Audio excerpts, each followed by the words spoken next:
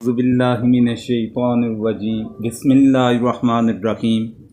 آج ہمارے تیسرے پارے کا آغاز ہے۔ تو پہلا رکوع آیت نمبر 253 سورۃ البقرہ کی۔ تلک الرسل، یہ رسول، فضلنا، ہم نے فضیلت دی، بعضہم، ان کے بعض، علی بعض، بعض پر، منہم، ان میں سے، من، جس، کلم اللہ، اللہ نے کلام کیا، ورفع، اور بلند کیے، بعضہم، ان کے بعض، درجات، درجے، وآتینا، اور ہم نے دی، عیسیٰ ابن مریم، عیسیٰ جو بیٹا ہے مریم کا، بینات، کھلی نشانیاں، وَأَيَّدْنَاهُ، اور اس کی تائید کی ہم نے، بروح القدس، روح القدس سے، وَلَوْ شَاءَ اللَّهُ، اور اگر اللہ چاہتا، مَقْتَتَلَ، تو باہم نہ لڑتے، الَّذِينَ، وہ جو، من بعد،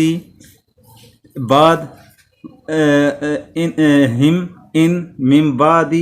بعد سے، ما جاءتہم، جو آ گئی ان کے پاس، بینات، کھلی نشانیاں، ولیکن، اور لیکن، اختلافو، انہوں نے اختلاف کیا، فمنہم، پھر ان میں سے، من، جو کوئی، آمنہ، ایمان لایا، ومنہم، اور ان میں سے، من کفرا، من، کوئی، کسی، کفرا، کفر کیا، ولو، اور اگر، شاء اللہ، اللہ چاہتا، مقتتلو، وہ باہم نہ لڑتے، ولیکن اللہ، اور لیکن اللہ، یفعلو، کرتا ہے، ما یرید، وہ جو چاہتا ہے۔ تلک الرسل فضلنا بعضهم علی بعض، یہ سب رسول فضیلت دی ہم نے ان میں سے بعض کو بعض سے، منہم، من کلم اللہ، ورفع بعضهم درجات، کوئی تو وہ ہے کہ کلام فرمایا اس سے اللہ نے، اور بلند کیے بعضوں کے درجے، وآتینا عیسیٰ ابن مریم البینات، اور دیے ہم نے عیسیٰ مریم کے بیٹے کو معجزے سری، وَأَيَّدْنَاهُ بِرُوحِ الْقُدُسِ، اور قوت دی اس کو روح القدس یعنی جبرائیل سے، وَلَوْ شَاءَ اللَّهُ مَا اقْتَتَلَ الَّذِينَ مِن بَعْدِهِم مِّن بَعْدِ مَا جَاءَتْهُمُ الْبَيِّنَاتُ، اور اگر اللہ چاہتا تو نہ لڑتے وہ لوگ جو ہوئے ان پیغمبروں کے پیچھے، بعد اس کے کہ پہنچ چکے ان کے پاس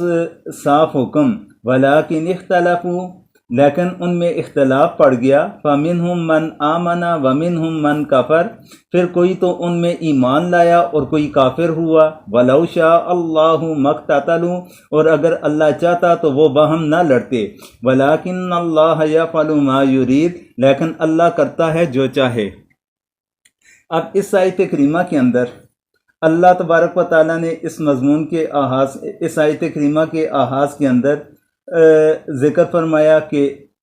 اللہ تبارک و تعالیٰ نے بعض رسولوں کو بعض کے اوپر فضیلت عطا فرما رکھی ہے۔ اب یہاں پر تو اللہ تبارک و تعالیٰ نے بعض رسولوں کا ذکر فرمایا کہ بعض کو بعض کے اوپر فضیلت عطا فرمائی،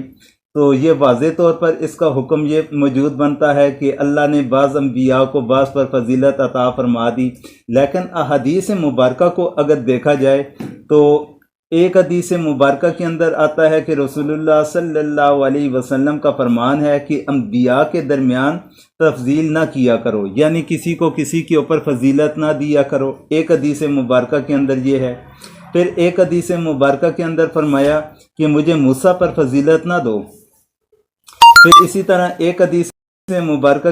میں نہیں کہہ سکتا کہ کوئی یونس بن متی سے افضل ہے۔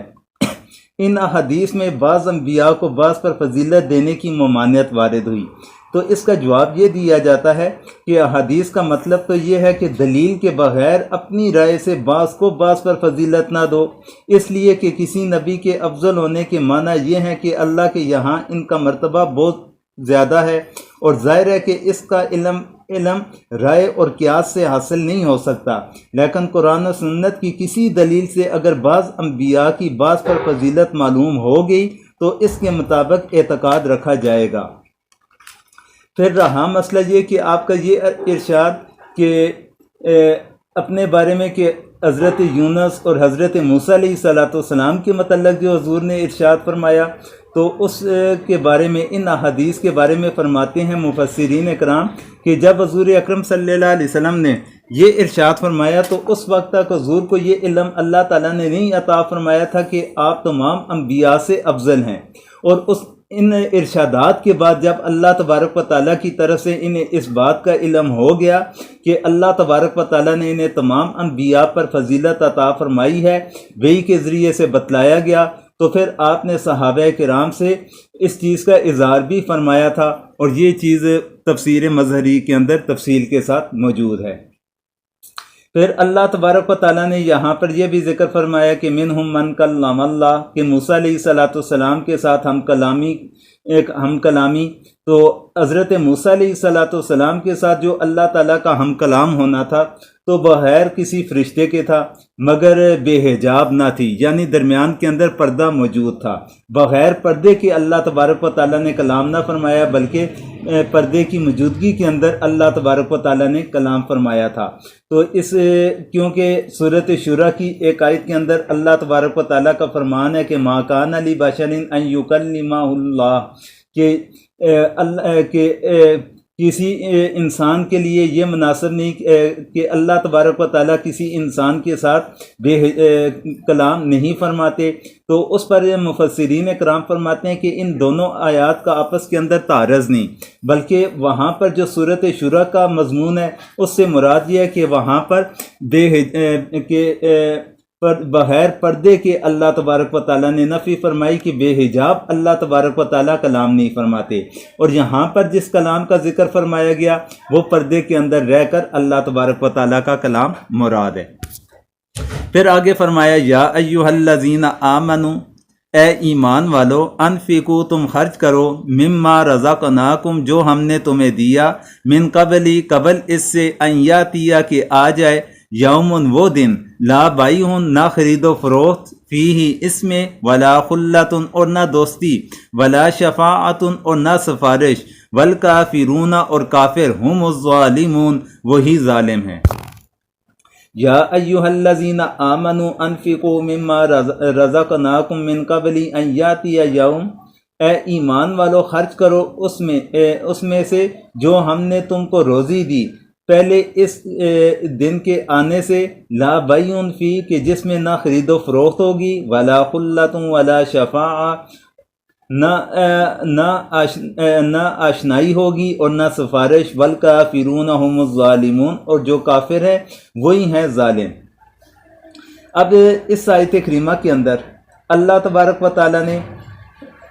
اس مضمون کو کہ انفاق فی سبیل اللہ یعنی اللہ کے راستے کے اندر خرچ کرنے کے بارے میں اس سے پہلے بھی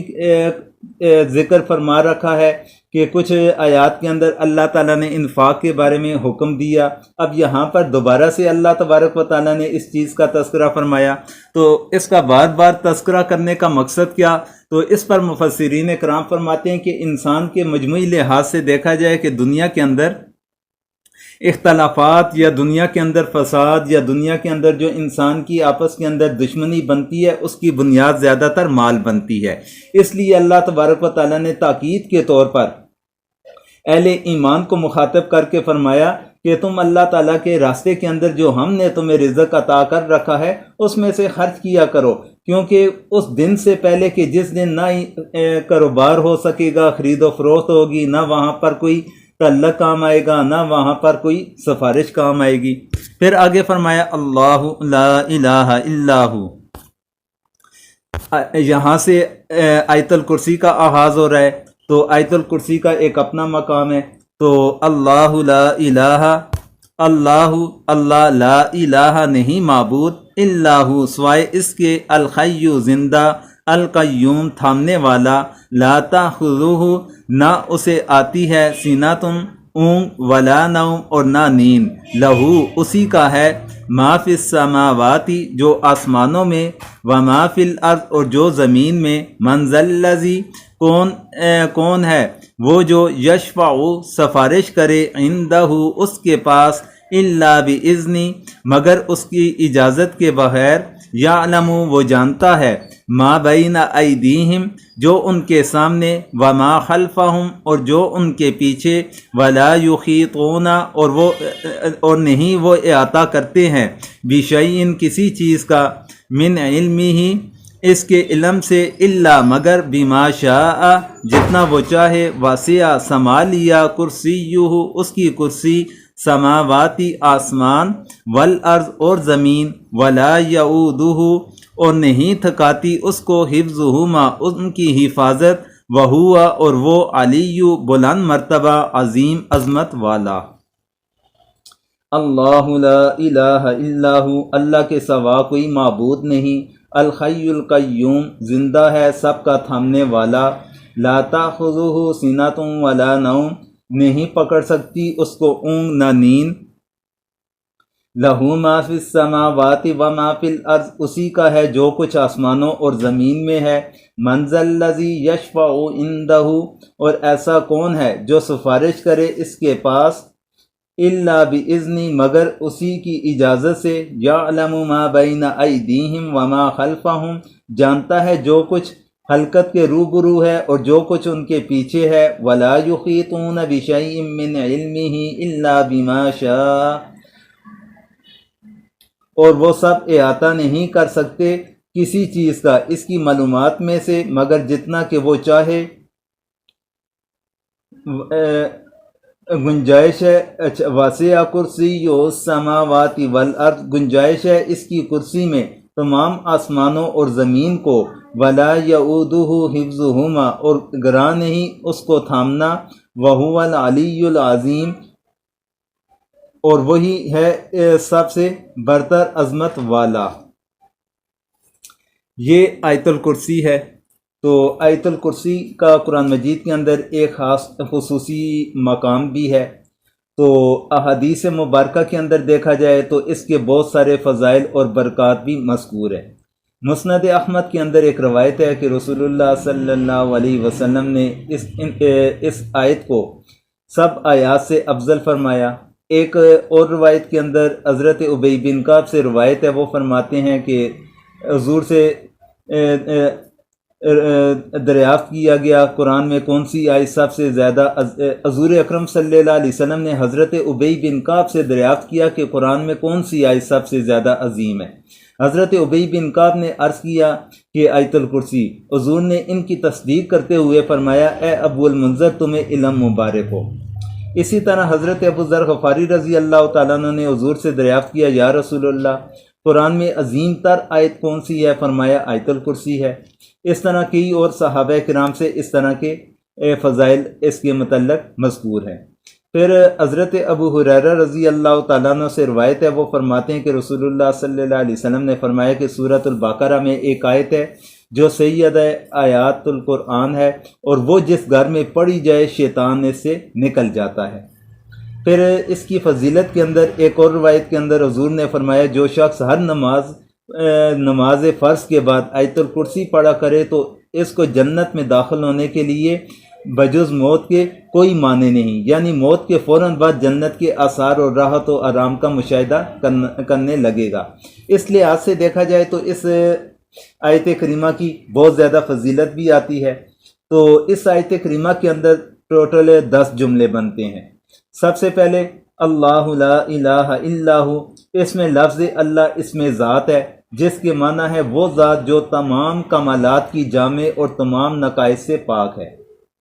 پھر اسی طرح لا الہ الا ہو کہ اس کے اندر اس ذات کا بیان ہے کہ قابل عبادت اس ذات کے سوا اس کائنات کے اندر کوئی بھی ہستی موجود نہیں ہے۔ پھر دوسرا جملہ ہے الحی القیوم، حی کے معنی عربی زبان کے اندر زندہ، اسماء الہیہ میں سے یہ لفظ لا کر یہ بتلانا ہے کہ وہ ہمیشہ زندہ اور باقی رہنے والا ہے، وہ موت سے بالاتر ہے۔ لفظ قیوم قیام سے نکلا ہے، قیام کے معنی کھڑا ہونا، قائم کھڑا ہونے والے کو کہتے ہیں۔ قیوم اور قیام مبالغہ کے صیغے کہلاتے ہیں۔ ان کے معنی میں جو خود قائم رہ کر دوسروں کو قائم رکھتا ہے اور سنبھالتا ہے، اس معنی کے اندر استعمال ہوتا ہے۔ تو قیوم اللہ تعالیٰ کا ایک خاص صفاتی نام ہے جس میں کوئی بھی مخلوق شریک نہیں ہو سکتی۔ کیونکہ جو چیزیں خود اپنے وجود بقا میں کسی دوسرے کی محتاج ہوں وہ کسی دوسری چیز کو کیا سنبھال سکتی ہیں، اس لیے کسی انسان کو قیوم کہنا جائز نہیں۔ پھر اسی طرح اس میں ایک اور مسئلے کی وضاحت ہے کہ بعض لوگوں کا نام عبد القیوم کے نام کے ساتھ رکھا جاتا ہے اور لوگ اسے بگاڑ کر صرف قیوم بول دیتے ہیں، تو صرف قیوم بول دینا تو یہ بولنا بھی گناہ گار انسان ہوگا صرف قیوم بولنے کی وجہ سے، کیونکہ یہ خاص اللہ تعالیٰ کا صفاتی نام بنتا ہے۔ پھر آگے اللہ تعالیٰ نے فرمایا کہ لا تأخذہ سنۃ ولا نوم، اس کے اندر سنۃ سین کی زیر کے ساتھ اون کو کہا جاتا ہے کہ جو نیند کے ابتدائی آثار ہوتے ہیں، نوم یہ مکمل نیند کو کہا جاتا ہے۔ تو اس کے اندر اللہ تبارک و تعالیٰ نے اس چیز کی وضاحت فرما دی کہ جو اوپر اللہ تعالیٰ نے اپنی صفت قیوم کے بارے میں ذکر فرمایا تھا، تو لا علم انسان یا جاہل قسم کے انسان یا جن کے دماغوں کے اندر کچھ شکوک و شبہات ہوں، ایسے انسان وہ سوچ سکتے ہیں کہ اللہ تعالیٰ کی ذات کو کہیں وہ اپنی ذات کے اوپر قیاس نہ کر لیں۔ تو اس لیے اللہ تبارک و تعالیٰ نے اس چیز کی تردید فرما دی، وضاحت فرما دی کہ اللہ تعالیٰ کی ذات اس کائنات کو اگر قائم رکھنے والی ہے، اس کی کیا وجہ ہے کہ اللہ تعالیٰ کی ذات ان چیزوں سے بالکل پاک صاف ہے، نہ اللہ تعالیٰ کی ذات کو نیند آئے، نیند تو دور کی بات، اللہ تعالیٰ کی ذات اونگ سے بھی پاک ذات ہے، تو اس لیے وہی ذات پھر اس کائنات کو بھی قائم رکھنے والی ہے۔ پھر چوتھے جملے کے اندر فرمایا کہ لہو ما فی السماوات و ما فی الارض، اس کے شروع میں لفظ لہو کا لام جو ہے یہ تملیک یعنی ملکیت کے معنی کے لیے آیا، جس کے معنی یہ ہوئے کہ جو تمام چیزیں جو آسمان اور زمین میں ہیں سب اللہ تعالیٰ کی مملوک ہیں، وہ مختار ہے، جس طرح چاہے اس میں تصرف فرما سکتا ہے۔ پھر آگے جملہ ایک فرمایا 5ویں نمبر پر من ذا الذی یشفع عندہ الا باذنہ، یعنی ایسا کون ہے جو اس کے آگے کسی کی سفارش کر سکے بغیر اس کی اجازت کے۔ اس کے اندر کچھ مسائل واضح ہوتے ہیں۔ پہلے نمبر پر یہ کہ جب اللہ تعالیٰ تمام کائنات کا مالک ہے، کوئی اس سے بڑا اور اس کے اوپر حاکم نہیں، تو کوئی اس سے کسی کام کے بارے میں باز پرس کرنے کا بھی حقدار نہیں۔ وہ جو حکم جاری فرمائے اس میں کسی کو چون چراں کی مجال نہیں۔ ہاں یہ ہو سکتا تھا کہ کوئی شخص کسی کی سفارش اور شفاعت کرے، سو اس کو بھی واضح فرما دیا کہ بارگاہ عزت و جلال میں کسی کو مجال کسی کی مجال نہیں۔ ہاں کچھ اللہ تعالیٰ کے مقبول بندے ہیں جن کو خاص طور پر کلام اور شفاعت کی اجازت دے دی جائے گی، غرض بلا اجازت کوئی کسی کی سفارش اور شفاعت بھی نہ کر سکے گا۔ حدیث میں حضور نے فرمایا کہ محشر میں سب سے پہلے میں ساری امتوں کی شفاعت کروں گا، اسی کا نام مقام محمود ہے جو حضور کی خصوصیت میں سے بھی ہے۔ پھر چھٹا جملہ ہے کہ یعلم ما بین ایدیہم وما خلفہم، یعنی اللہ تعالیٰ ان لوگوں کے آگے پیچھے کے تمام حالات و واقعات سے واقف و باخبر ہے۔ آگے اور پیچھے کا یہ مفہوم بھی ہو سکتا ہے کہ ان کے پیدا ہونے سے پہلے اور پیدا ہونے کے بعد کے تمام حالات و واقعات حق تعالیٰ کے علم میں ہے، اور یہ مفہوم بھی ہو سکتا ہے کہ آگے سے مراد وہ حالات جو انسان کے لیے کھلے ہوئے ہیں، نظر آنے والے ہیں، اور پیچھے سے مراد کہ جو مخفی واقعات ہیں جو چھپے ہوئے ہیں۔ انسان کا علم تو بعض چیزوں پر ہے اور بعض پر نہیں، کچھ چیزیں اس کے سامنے کھلی ہوتی ہیں، کچھ چھپی ہوتی ہیں، مگر اللہ کے سامنے سب چیزیں برابر ہیں۔ اس کا علم ان سب چیزوں کو یکساں محیط ہے، ان دونوں مفہوموں میں کوئی تعارض نہیں بنتا۔ پھر آیت کی وسعت میں یہ دونوں چیزیں بھی داخل ہو جاتی ہیں۔ 7واں جملہ ہے کہ وَلَا يُحِيطُونَ بِشَيْءٍ مِّنْ عِلْمِهِ إِلَّا بِمَا شَاءَ، یعنی انسان اور تمام مخلوقات اللہ کے علم کے کسی حصے کا بھی احاطہ نہیں کر سکتے، مگر اللہ تعالیٰ ہی خود جس کو جتنا حصہ علم عطا کرنا چاہیں صرف اتنا ہی اس کو علم ہو سکتا ہے۔ اس میں بتلا دیا گیا کہ تمام کائنات کے ذرہ ذرہ کا علم محیط صرف اللہ کی خصوصی صفت ہے، انسان یا کوئی مخلوق اس میں شریک نہیں ہو سکتی۔ 8واں جملہ واسع کرسی السماوات والارض، یعنی اس کی کرسی اتنی بڑی ہے جس کی وسعت کے اندر 7 آسمان اور زمین سمائے ہوئے ہیں۔ اللہ جل شانہ نشست و برخاست اور خی اور مکان سے بالاتر ہیں۔ اس قسم کی آیات کو اپنے معاملات پر قیاس نہ کیا جائے، اس کی کیفیت اور حقیقت کا ادراک انسانی عقل سے بالاتر ہے۔ البتہ مستند روایات حدیث سے اتنا معلوم ہوتا ہے کہ عرش اور کرسی بہت عظیم و شان جسم ہے جو تمام آسمان اور زمین سے بدرجہ بڑے ہیں۔ ابن کثیر نے بروایت حضرت ابو ذر غفاری نقل کیا ہے کہ انہوں نے حضور سے دریافت کیا کہ کرسی کیا ہے اور کیسی ہے؟ آپ نے فرمایا قسم ہے اس ذات کی جس کے قبضہ میں میری جان ہے کہ ساتوں آسمان اور زمینوں کی مثال کرسی کے مقابلے میں ایسی ہے جیسے ایک بڑے میدان کے اندر کوئی ہلکے انگشتری یعنی انگوٹھی جیسا ڈال دیا جائے، تو یہ کرسی کے مقابلے کے اندر ساتوں آسمانوں اور زمینوں کی مثال حضور نے عطا فرمائی۔ اور ایک بعض دوسری روایتوں کے اندر عرش کے سامنے کرسی کی مثال بھی ایسی ہی ہے جیسے ایک بڑے میدان کے اندر ایک انگوٹھی کا ہلکا چھوٹا سا ہو۔ تو پھر نوواں جملہ فرمایا وَلَا يَؤُودُهُ حِفْظُهُمَا، یعنی اللہ تعالیٰ کو ان دونوں عظیم مخلوقات آسمان زمین کی حفاظت کچھ گراں نہیں معلوم ہوتی، کیونکہ اس قادر مطلق کی قدرت کاملہ کے سامنے سب چیزیں نہایت آسان ہیں۔ آخری جملہ اس آیت کریمہ کا وَهُوَ الْعَلِيُّ الْعَظِيمُ، کہ وہ عالی شان اور عظیم و شان ہے۔ تو یہ پچھلے 9 جملوں میں حق تعالیٰ کی ذات و صفات کے کمالات بیان ہوئے۔ ان کو دیکھنے اور سمجھنے کے بعد ہر عقل رکھنے والا انسان یہی کہنے پر مجبور ہے کہ ہر عزت و عظمت اور بلندی و برتری کی مالک و سزاوار وہی ذات پاک ہے۔ ان 10 جملوں میں اللہ جل شانہ کی صفات کمال اور اس کی توحید کا مضمون پوری وضاحت اور تفصیل کے ساتھ آ گیا۔ پھر آگے فرمایا لا اکراہ فی الدین، لا اکراہ نہیں زبردستی فی الدین، دین میں، قد تبینہ بے شک جدا ہو گئی، رشد ہدایت، من الغی گمراہی سے، فمن یکفر پس جو نہ مانے، بالطاغوتی گمراہ کرنے والے کو، ویومن اور ایمان لائے، باللہ اللہ پر، فقط پس تحقیق استمسکا اس نے تھام لیا، بالعروتی القا کو، وثقا مضبوطی سے، لانفصام لوٹنا نہیں، لہا اس کو، واللہ اور اللہ سمیع سننے والا، علیم جاننے والا ہے۔ لا اکراہ فی الدین، زبردستی نہیں دین کے معاملے میں، قد تبین الرشد من الغی، بے شک جدا ہو چکی ہدایت گمراہی سے، فمن یکفر بالطاغوت ویؤمن باللہ فقد استمسک بالعروۃ الوثقی، اب جو کوئی نہ مانے گمراہ کرنے والوں کو اور یقین لائے اللہ پر، تو اس نے پکڑ لیا ہلکا مضبوط، لانفصام لہا جو ٹوٹنے والا نہیں، واللہ سمیع علیم اور اللہ سب کچھ جانتا ہے۔ اب اس آیت کریمہ کے اندر اللہ تبارک و تعالیٰ نے اس دین کے اندر جبر کی نفی کا ذکر فرمایا۔ اب دین کے اندر جبر کے معاملے کے اندر جہاں تک بات ہے کہ ایک تو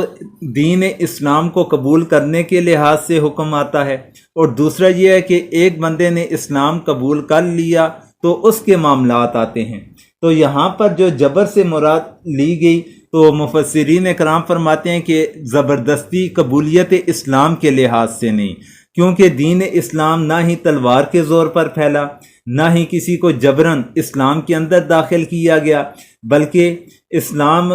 انسان اور اسلام کو قبول کرنے کا تعلق یہ انسان کے جسم کے ساتھ نہیں، اور جبر انسان کسی دوسرے انسان کے جسم کے معاملات کے اندر کر سکتا ہے، جبکہ قبولیت اسلام کا جو تعلق ہے وہ انسان کے دل اور دماغ کے ساتھ بنتا ہے۔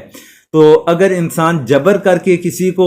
اسلام کے اعمال کرنے پر مجبور کروا بھی لے، لیکن اندر سے اگر اس نے اسلام کو قبول نہ کیا، وہ اندر سے کفر پر ہوگا، ظاہری طور پر مسلمان ہوگا، پھر وہ حقیقت کے اندر منافق بن جائے گا۔ دین کے اندر اسی لیے جبر نہیں رکھا گیا۔ ہاں، جس بندے نے اسلام کو قبول کر لیا پھر اس کے اوپر جبر بن جاتا ہے کہ اگر وہ نماز نہ ادا کرے گا اسے سزا ملے گی، اگر وہ روزہ نہ رکھے گا اسے سزا ملے گی، اگر قتل کرے گا اسے سزا ملے گی، چوری کرے گا اسے سزا ملے گی، کسی بھی جرم کا ارتکاب کرے گا تو اسے سزا ملے گی، کیونکہ اس نے اسلام کو قبول کر لیا۔ اب اسلام کے احکامات اس کے اوپر نافذ کرنا یہ پھر ریاست کی ذمہ داری بن جاتی ہے۔ تو پھر اللہ تبارک و تعالیٰ نے فرمایا کہ جس نے اسے مضبوطی کفر کا انکار کر لیا، گمراہی کو چھوڑ دیا اور ایمان لایا، تو اس نے گویا کہ اسے مضبوطی کے ساتھ تھام لیا، جو ٹوٹنے والی چیز نہیں۔ پھر آگے فرمایا اللہ ولی الذین آمنوا، اللہ مددگار ہے، الذین آمنوا جو لوگ ایمان لائے، یخرجہم وہ انہیں نکالتا ہے، من الظلمات اندھیروں سے، الی النور روشنی کی طرف، والذین اور جو لوگ کفروا کافر ہوئے،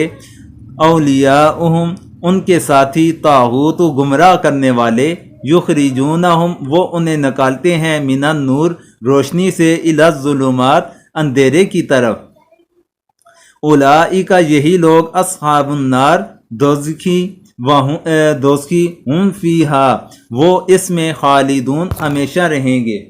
اللہ ولی الذین آمنوا اللہ مددگار ہے ایمان والوں کا، یخرجہم من الظلمات الی النور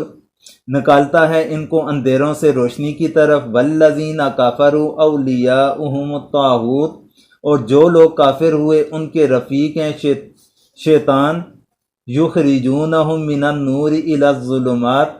نکالتے ہیں ان کو روشنی سے اندھیروں کی طرف، اولئک اصحاب النار یہی لوگ ہیں دوزخ میں رہنے والے، ہم فیہا خالدون وہ اسی میں ہمیشہ رہیں گے۔ اب اس آیت کریمہ کے اندر اللہ تبارک و تعالیٰ نے ایمان کا سب سے بڑی نعمت اور کفر کا سب سے بڑی مصیبت ہونا واضح فرمایا، اور یہ کہ کافروں کی دوستی بھی ظلمت کے اندر داخل ہے، کہ وہ بھی ظلمت ہے، اندھیرا ہے۔ تو اللہ تبارک و تعالیٰ نے رہنمائی فرمائی کہ ایمان والوں کے جو دوست ہوں وہ اچھے ہوں، تو اس طرف رہنمائی فرمائی گئی، اور جو شیطان قسم کے لوگ ہیں یا انسان کو گمراہ کرنے والے لوگ ہیں، جب ان کے ساتھ دوستی ہوگی تو وہ انسان کو روشنی سے گمراہی کی طرف لے کر جانے والے ہوں گے، تو جو لوگ گمراہی کی طرف بہک جائیں گے، بھٹک جائیں گے، وہی پھر آگ والے یعنی جہنم والے ہوں گے، اور ہمیشہ انہوں نے اسی کے اندر پھر رہنا ہے۔ تو اسی کے ساتھ آج ہمارا یہ رکوع تیسرے پارے کے پہلے 2 رکوع اختتام پذیر ہو گئے۔